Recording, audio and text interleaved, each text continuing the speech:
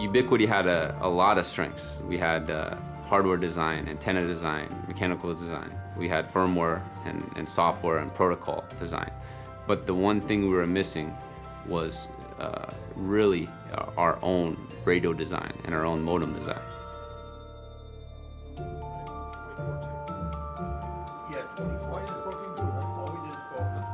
The group of guys that are here have been working together for about 20 years. We really collectively have, a lot of experience in the wireless data world, probably more so than just about any other company. So this team of people were originally all hired into Motorola. Some of us go back to the late 1980s. We actually worked on a program called Altair. Altair was one of the original attempts at doing in-building wireless networking. That was the first wireless local area network product ever. That was actually the first time that I'm aware of anybody built a wireless broadband product. A lot of the work that we did on Altair sort of continued on through Motorola and eventually became a product called Canopy. Canopy is a very popular product now. It is a wireless internet distribution system used to provide high-speed internet to people, typically in houses where there isn't access to cable or high-speed DSL. We had kind of run the Canopy product through maturity, and I didn't see a whole lot of additional room for growth there. So the Ubiquiti team approached us. And we were looking to continue to build new stuff. And so that's what made it very interesting to be able to come over and work for Ubiquiti, because their focus is the new stuff. It's working on high speed, it's working on low cost. The freedom to design at our level is just go. What are you going to do? And it's like a clean sheet of paper, start with nothing.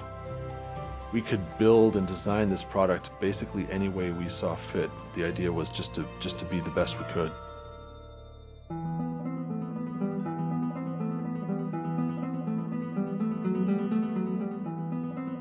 airFiber is a new product line inside Ubiquiti. This is the first of several products that are highly efficient, high data rate wireless broadband products. Our design is something that's a little bit crazy.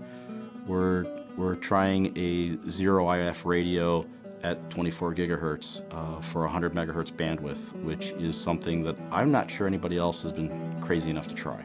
As fast as you can send a packet on an Ethernet wire, we can receive it and we can transmit it with no limitations. airFiber is designed to be mounted up in a reasonably high location. It's a point-to-point network where the two antennas see each other. This is a system that under certain circumstances can work up to maybe 10 miles. It is going to be very easy to deploy and align. It's going to be a product that's going to require only one person to have to carry it up the tower and install it. There's a display on the bottom that tells you what sort of power is being received, as well as a fairly comprehensive web interface.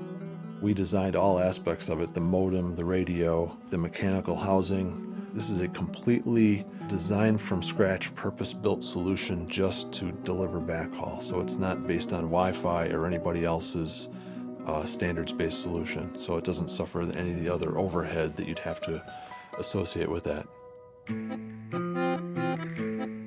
So if you want to compare the data rates of existing products to our product, many of the products on the market today would give you the data rates like you would expect from like a garden hose, the flow rate of water through a garden hose. Our product will provide the flow rate of a fire hose.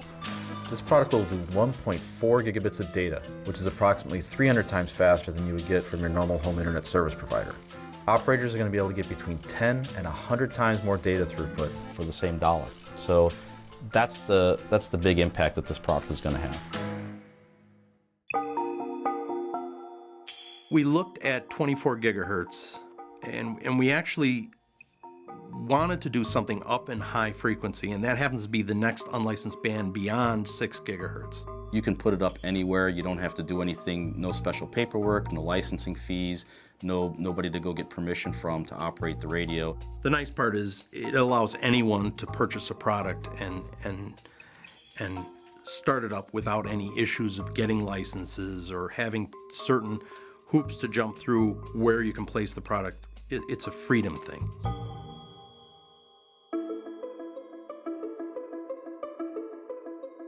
As far as I know, nobody builds a modem with this level of sophistication. Most people, when they build a modem, commit to custom silicon that's very expensive, very time-consuming. It's also very rigid in its architecture. You can't reprogram it.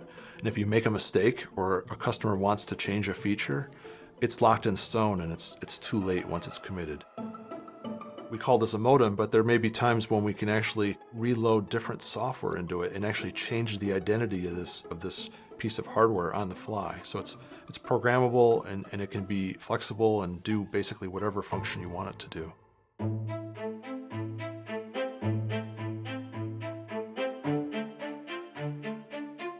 Most systems, the farther you get away, the more time you have to wait for the packet to actually literally get from the transmitter to the receiver.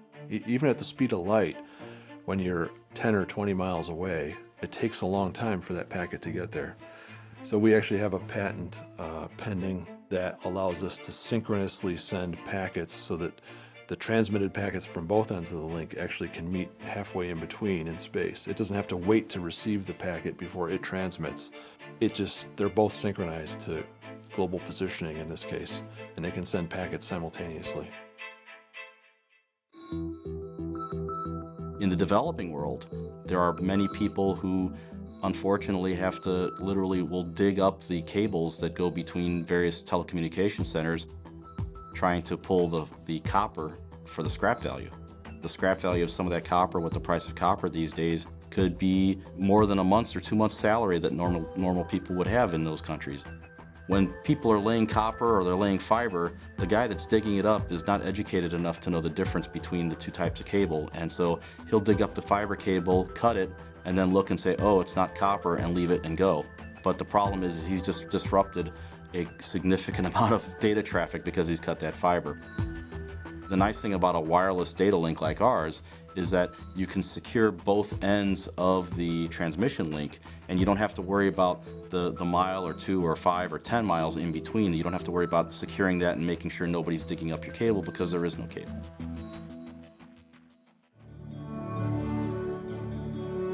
When you're given an opportunity to try to create something new, try to do something differently than someone else has done, as an engineer, that's always very exciting. Ubiquiti has a reputation for being very disruptive in the marketplace, and we found that very attractive. We like to think about products differently than everyone else.